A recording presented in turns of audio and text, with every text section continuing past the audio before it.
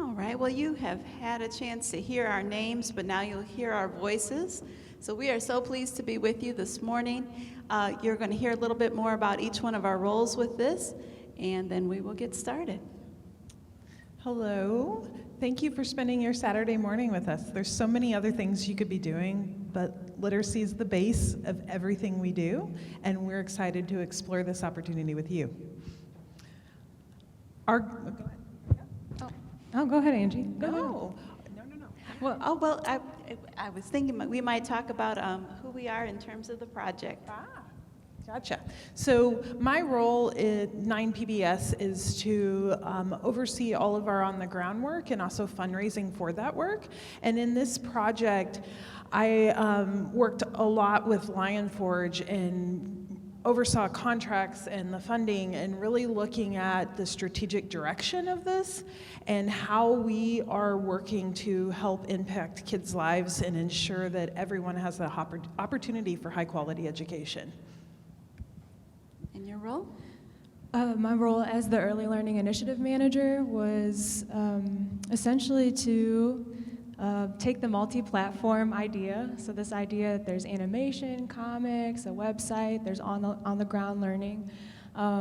There's a lot of different people and teams that are involved in order to get that together, right? So essentially my job was to, and currently is, to continue to communicate those deliverables and getting those different pieces of resources and content off the ground. So working with our internal teams at Nine, but also external teams like our evaluation company and Lion Forge Animation and all of our community partners, which Alex will most likely talk about. All right. So as we get to our goal, I can recognize that one of our community partners just came in to join. Hi, Lisa. Hi, Lisa. So with the goal that I'm about to share, I need to share too for my role. I've had a number of chapters that brought me to this chapter, and as I sit in the Youth at the Center Day, it's interesting to me because when Youth at the Center was decided as a priority, as one of the pillars of the Ferguson work, it was looking at what change could happen that would empower children. It would empower children, would provide equity for children. But what does equity look like for children? Equity looks like freedom and joy. Freedom and joy. And so with this, our goal to walk away with at least one new idea that supports literacy skill building for all kids of our region, all while having fun. And I wanted to frame the all while having fun in that way because the freedom and the equity, the essential part of it is that joy, is that fun. So you heard from the previous panel the importance of literacy, the gap, what existed there, what exists, the reality, the harsh realities that exist around literacy in our region, but the opportunity to address that through fun. Now, how did we arrive at this? We didn't arrive at this alone, and so this is why I intentionally acknowledged a partner that walked in, because we've done it in tandem with partners as co-creators. And the reason that a media company leaned in that way is because this particular media company, 9 PBS, is engaged in a community engagement model. And so this framework funds the work, guides the work, leads the work, drives the work. And the boxes that you see on a somewhat complicated chart, because it's a messy process, right? Even change, community change in all different ways is a messy process. But as we're looking through these boxes, you see that understanding community priorities and themes, first step, drives the content creation, but then the why. Why do it? What are we doing it for without measuring impact? And so impact is that third piece. And then to know by how much. What did we do? What did we do as a result of this? So that measurement piece is last. And as you see the arrows of change, so many of the speakers talked about the messy process of change and where they took steps forward and stepped back a bit. They had learnings, they recalibrated their roles. This model for engagement is how we drove the creation of Drawn In through a process for change, but in the real world. So that in the real world part is a very critical part, and this is where we would love to hear questions from the audience around the change, because it's not a linear process. It's an important process, but not a linear one.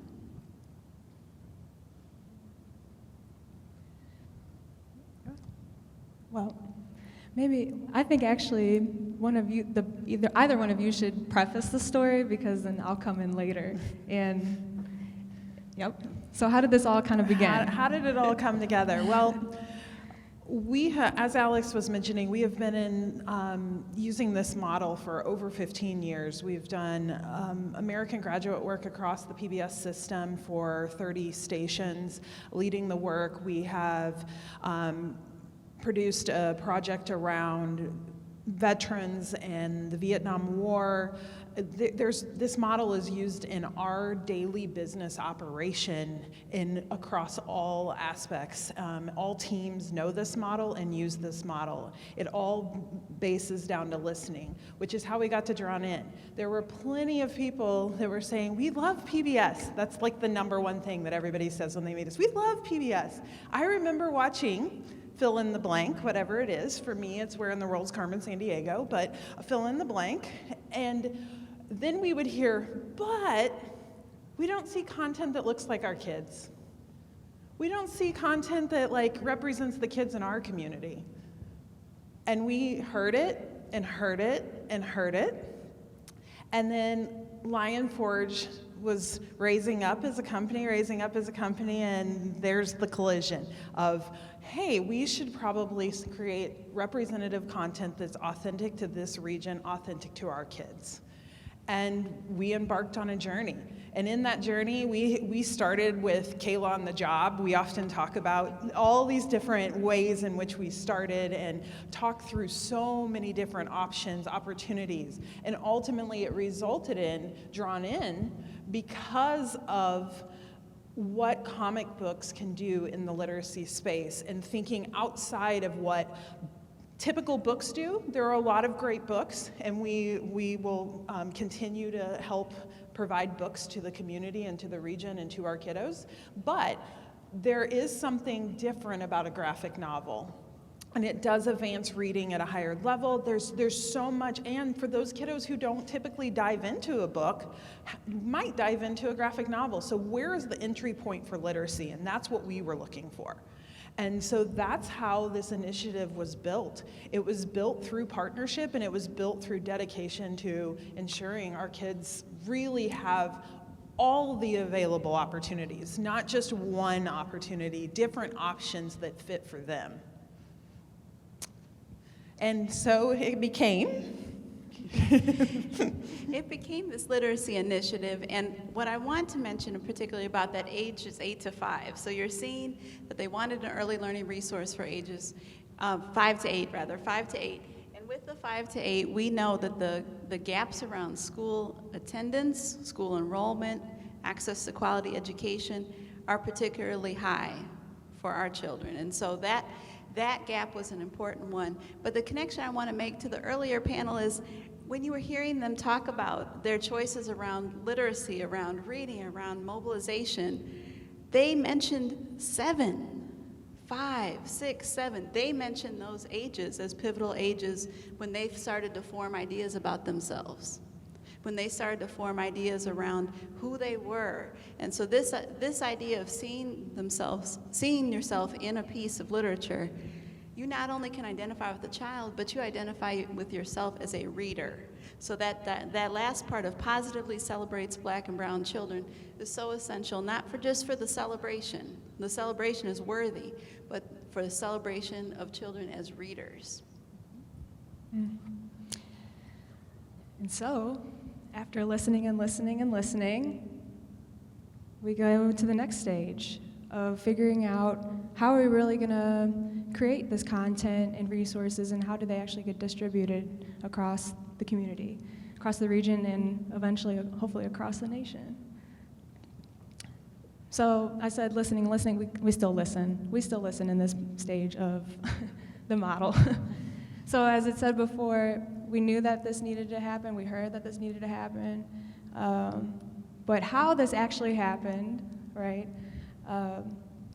Originally, I was handed our community engagement model document. I knew that everything essentially everything was pillared off of three things when we were building this. Anytime that we sent an email, anytime that we made a piece of content, these were the three things it was passed through. Did it go through a community feedback loop?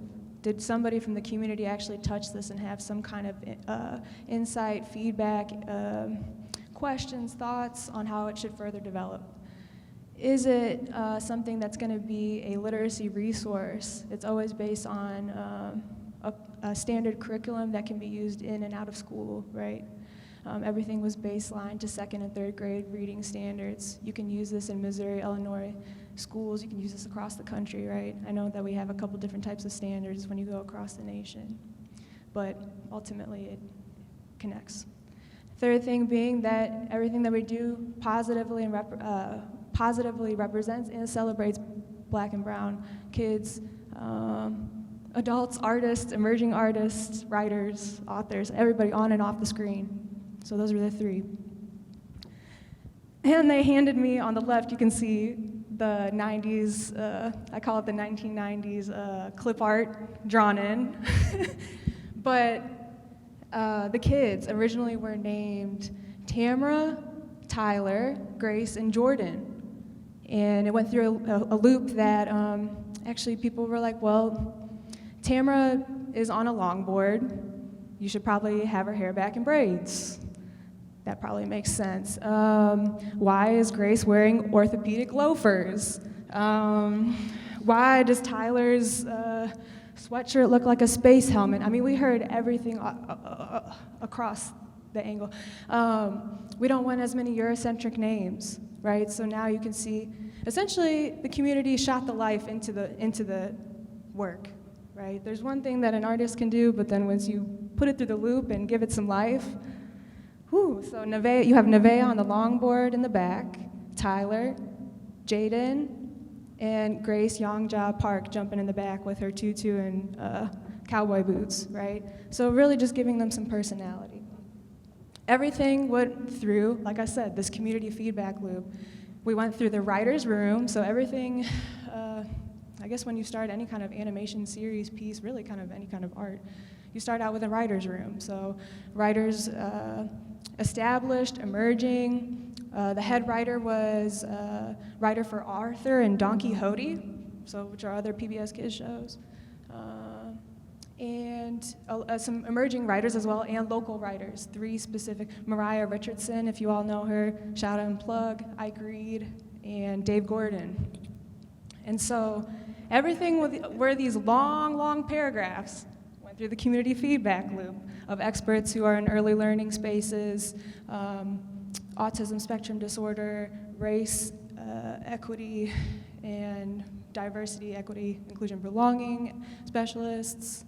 Who else am I missing as far as our loop, our advisory board specializations? Parents, kids. Oh yeah, I mean so many different caregivers. Kids. I mean, it really was a whole loop.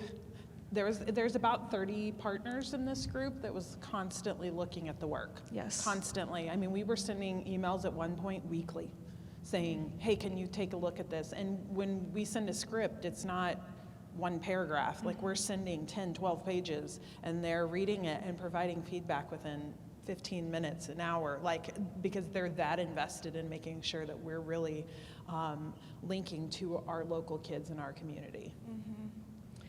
And so after we really went through that scripting process, there was at least, first edit, second edit, third edit. All of a sudden, our vocabulary words were changing because we were worried about, our legal standing on it. And then, all these things happen in between.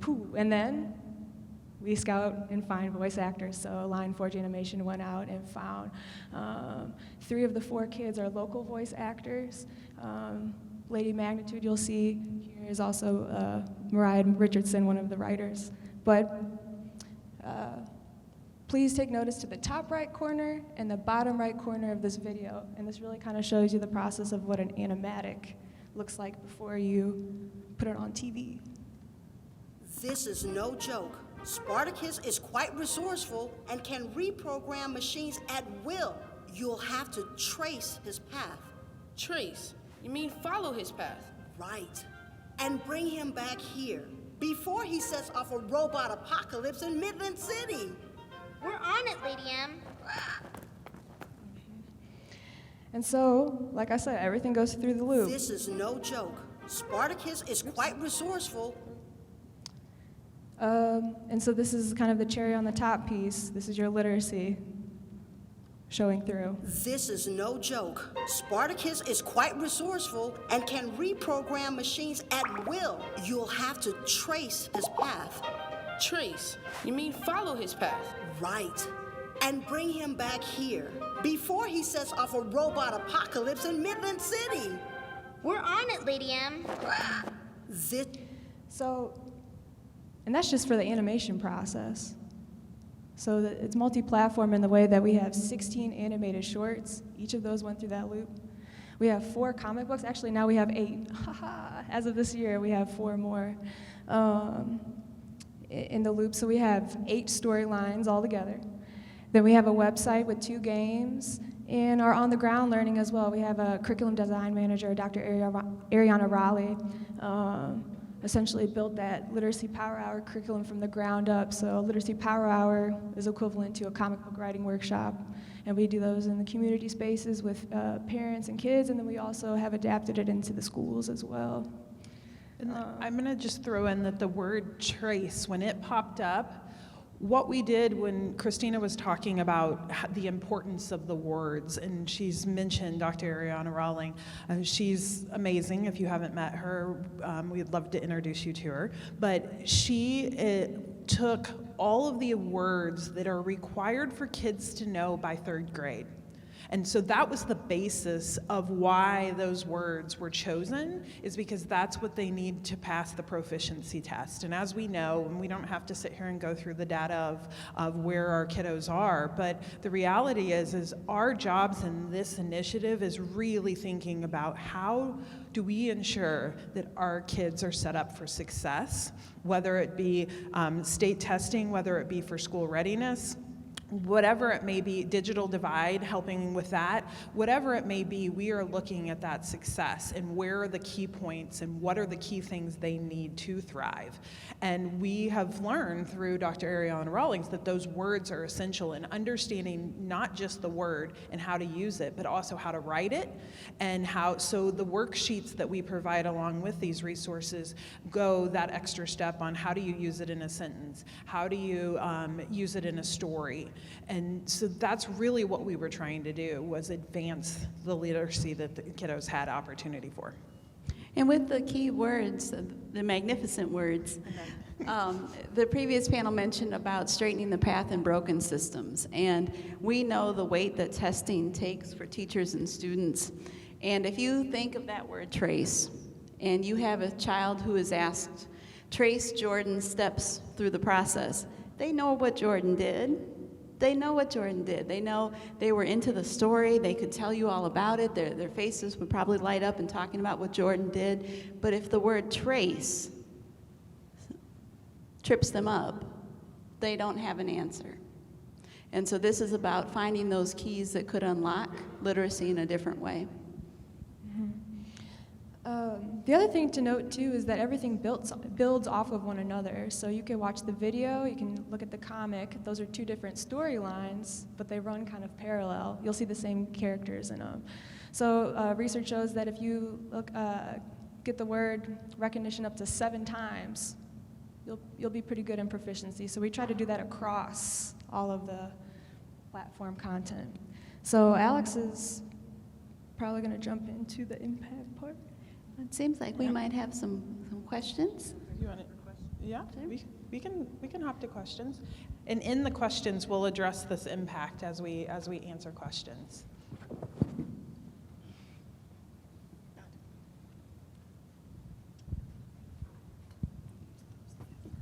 Good morning. So first I want to thank you for all your due diligence in ensuring that this was being pushed out.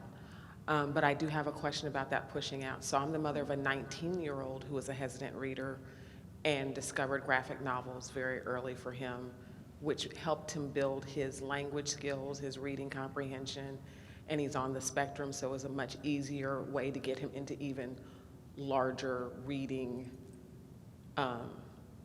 structures, basically. You know, chapter books, that type of thing. We graduated from those books.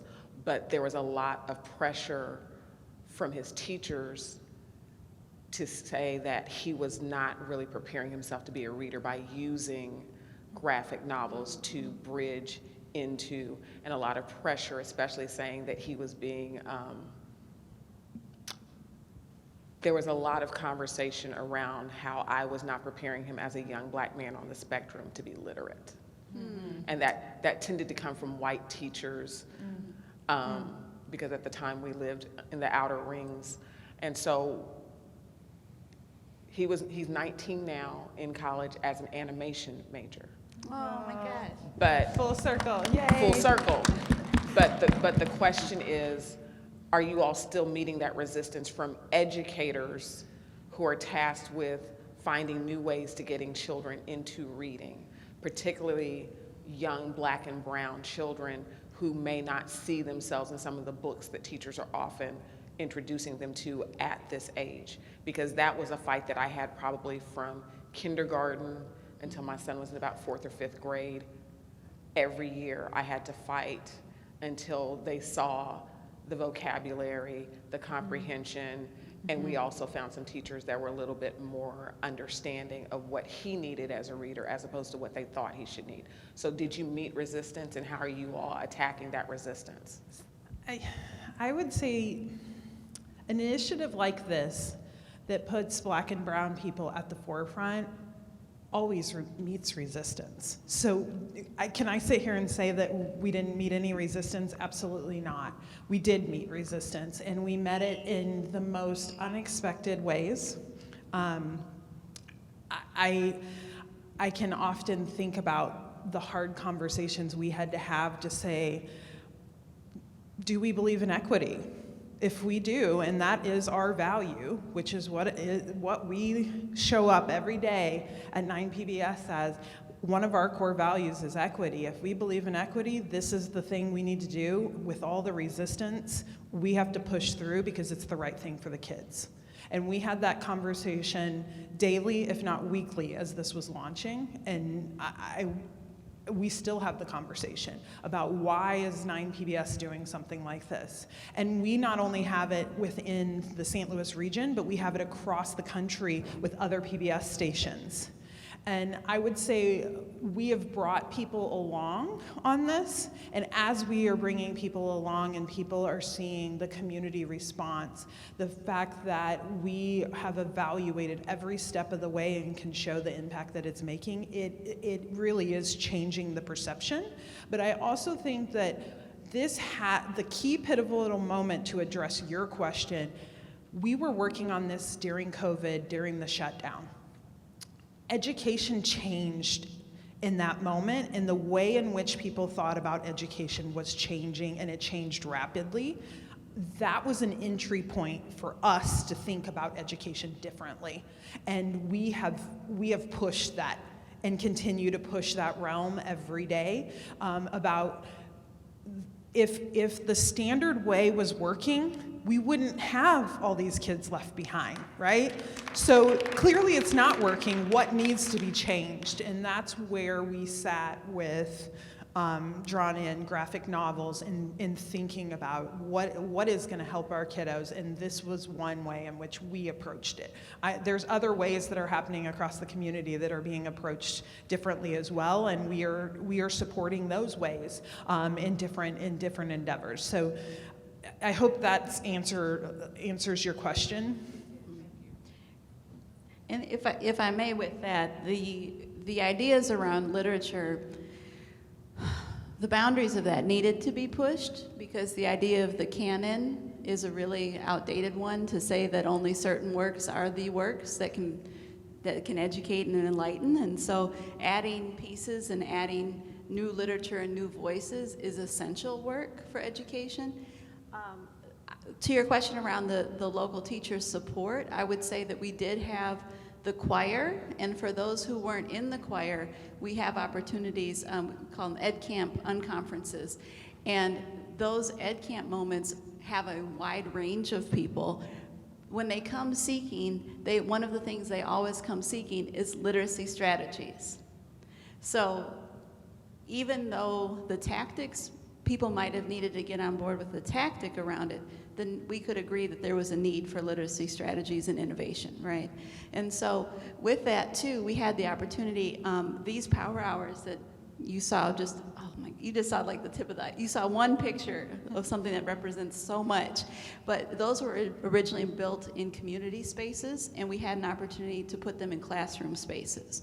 And so during school days, drawn-in content was taught over a series of sessions across the region by a number of teachers across districts. And so now we've seen that it can live and it can have impact in classroom settings.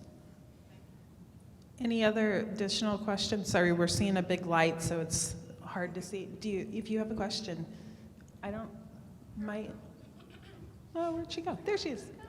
She's coming. Thank you. This is a great job, so I'll meet you halfway. How y'all doing? My name is Terrell Davis. I'm just a freelance grant writer, but I do have friends that are writers. They're in the business and creating children's content specifically. So when I'm talking to my guy, Darnell Lamont Walker, he currently writes as an independent writer for Blue's Clues. He just got signed to Proud Family, which is really exciting. He's done stuff with Karma's World. So it's just about the strategies and making sure that he's authentic in the work that he writes, and understanding in this day and age with Gen Zs what's appropriate, when's the appropriate age to introduce topics to children that are looking at comic books, children that are looking at the Blue's Clues. I just came in from another session, so understanding the reading levels in these areas here in St. Louis. Kids can't read by third grade, which is, me coming from New York, I knew how to read, getting into first grade. So just understanding that and how we are moving forward to help with these things. I don't have any children, but is it Coco's? I don't know, those animated shows, Baby Sharks, yeah. I mean, are those effective tactics? How should we approach in these spaces the youth as in masses? Yeah, that's a great question. We are a little bit different in the PBS world. Okay, so the commercial world functions very different from the way in which PBS functions.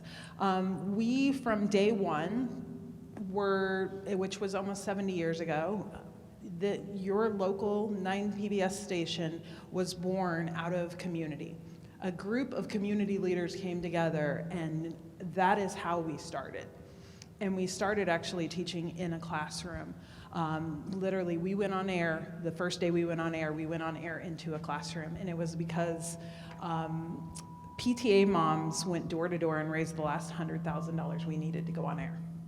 That is how we started, and here we sit today talking about educational curriculum and talking about how we are making change for kids.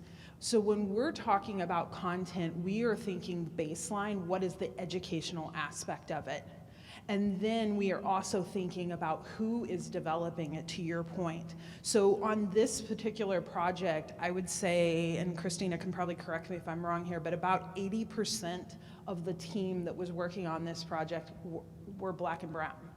And that was important, maybe even higher, but that was important to the baseline of making sure we were authentic and we were had representation, and we were speaking with the right voice, and we were ensuring that we were connecting in a way that the kids understood what was happening in their daily lives.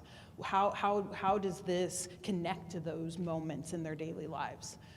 The other aspect of it is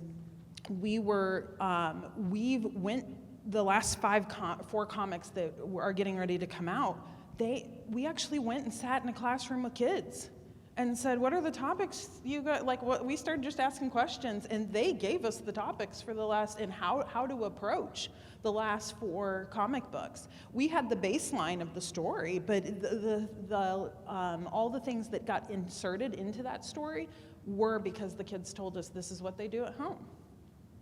So like we're really thinking about not only this engagement model, but also thinking about, you know, the curriculum and how does that align to their day-to-day life in school? How does that align to their day-to-day life at home? Because if that triangle doesn't happen, there's a missing piece. I wanted to really quickly say too, for your colleague as well, when he goes out into these spaces, just to be 100% himself and authentic, period. Because a lot of these different storylines came from personal stories of the people who are writing the scripts and making the animation. The beauty of this, and I'm gonna say for all of us, we definitely all side-eye the animal characters. I think we're overseeing animal characters doing things. The great thing about these kids is that they're just kids, and they're super just because they are themselves. They're not superheroes flying around in the comic books. They're just themselves, and they're trying to problem solve as themselves. And so that is the fantastic part, and I think that spark was always underlying because we had emerging artists, actors, writers, and people in the spaces that always wanted to keep it 100 in that sense. We are going to move along quickly to make sure that we have time to connect with you individually. And any good conversation needs to be continued, right? So we're going to call this to a close on time to respect the house, but we do want to continue conversation with you. So this is what's happened as a result. So we didn't start with, man, we did all of this, because there's still so much work to be done, and we know that, and we show up every day, but because of the community dedication to Drawn In, and this being truly grassroots in a lot of ways, we've had 14 million impressions, which is pretty amazing, of people connecting with this content, whether it be online, in the community, on our air, wherever you are, you should have the opportunity to connect with us and use Drawn in your lives. And that's where we are trying to go in every single platform possible.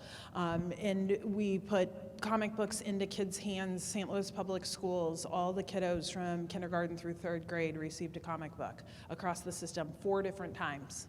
It went into the St. Louis American because we really want to be building kiddos' libraries at home. And so 40,000 comics went out across the city. So like we were really trying to think of ways in which are not the normal avenue to reach people, because we know that, again, back to the original point we said earlier, that if we're staying in the standard lanes, we're not going to get to the kiddos who need us the most. So the last part of this model is really down there at the bottom. It says impact funding investments, and the way we look at that is time, talent, and treasure. It isn't all just, hey, we need funding for this work, which we do. We're a 501c3. Every single thing we do has to be funded. But there's a lot of time, talent, and treasure that the community has put into this to make this real and make this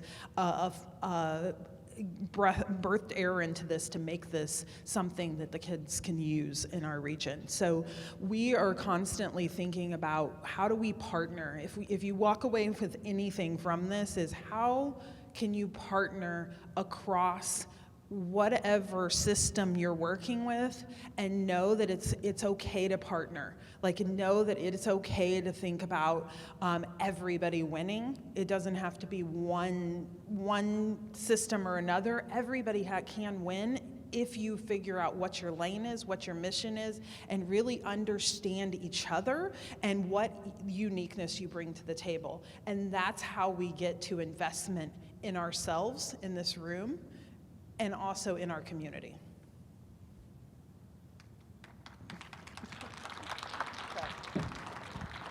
Are we at a wrap? We have a time. You have 6 minutes. Does anybody else have questions? Yeah.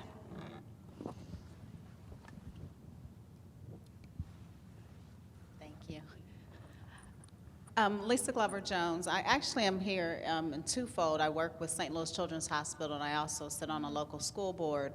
But one of the things that comes to mind with me is when we heard our youth panel earlier today, they mentioned about creating a space for them. So I thank you all for most definitely connecting with the parents and the children to get feedback as you're building this out. Even as you've done it, you're going back and getting additional feedback. But my question is, what does it look like for our youth that we've missed? We have a certain age range here that this is targeting. So what's happening next? And then how are you also connecting with schools to get the youth involved in designing this?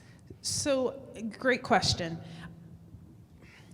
So the one thing that we have learned, and I think this is back to my previous point, is as an organization of 55, our work can only be so much, right? We have to be very specific. If we want to drive long-term impact, we have to be very specific and very targeted about the outcomes we are trying to achieve. And then put partners around us that are trying to achieve the other things. And so what I would say to answer your point of like, what's the continuum after 8? We know that PBS Kids content like lives in people's lives until about 8 at this moment. We know that through research, we know that through watching habits, we know that. And not that there's not a continual conversation about how do we extend, there is, with locally and nationally. But what we've figured out is we have to find partners who can pick up that next rung and take the continuum to the next level, because we know that if we start jumping out of our lane, we are not gonna be able to continue on the long term. We're like, if Amy Shaw was here, she would be very proud of the statement, but we're getting off on the off ramps on the highway, right? We're not staying on the super highway trying to get to the long destination. And so that's what I would say is we are constantly looking at the partners around us to say, how do you carry the next baton? How are we passing the baton to you? And as far as the kids that we're missing, where we live is we're on the ground, and Alex can talk to how we're on the ground and where the spaces we are, but it is not the usual suspects, and that's for a reason. You want to dive into that a little bit? Sure. You mentioned those that are not being served.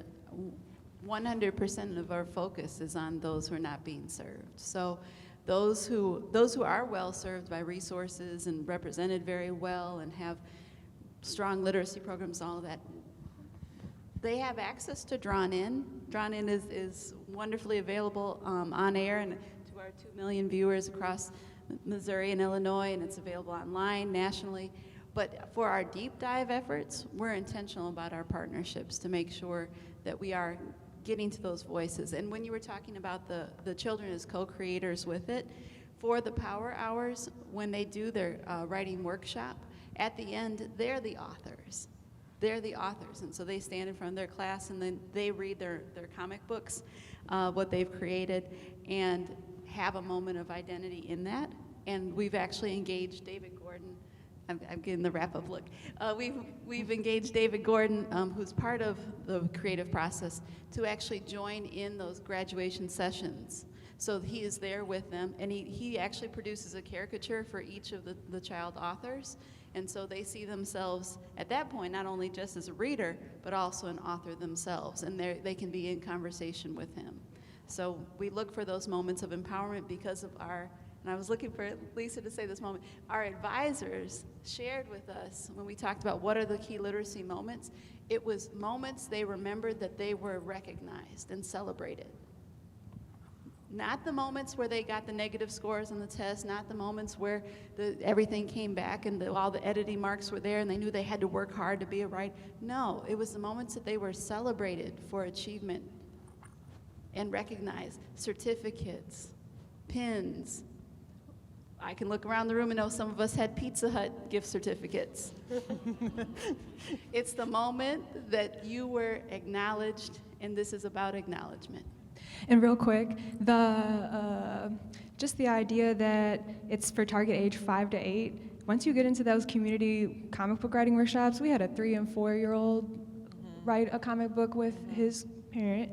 I've had a 16-year-old come in cross-armed, with the meanest mug ever, and by the end of it is over here coloring. We had Granny over here doing a coloring sheet of Nevea, Dad's over here doing a comic book. That intergenerational learning piece is real. So, and it will continue to build. We haven't been saying, I haven't said no yet. We've just been saying not yet. So, pre-K is coming down, and we'll see as we slide up too. Thank you to our panel, Angela Carr, Alex Stallings, and Christina Vidovic. And thank you all for attending. As you can see, they have their contact information up here. Please take a picture and reach out. I know that they would love to also hear from you. I have watched Drawn In, and it is really cute. Zasmine Johnson, I'm sure you've watched it too, Zasmine. But it really is great for the kids to see themselves. So we thank you all for recognizing and listening to the community when they said, we want to see ourselves in this as well. And thank you for attending. This has been Drawn In. I am Delisha George. I'm sorry. I was so anxious to get to the panel. I did not give my name earlier, but that didn't matter as much as the content that was being shared. So thank you all again, and continue to enjoy the summit.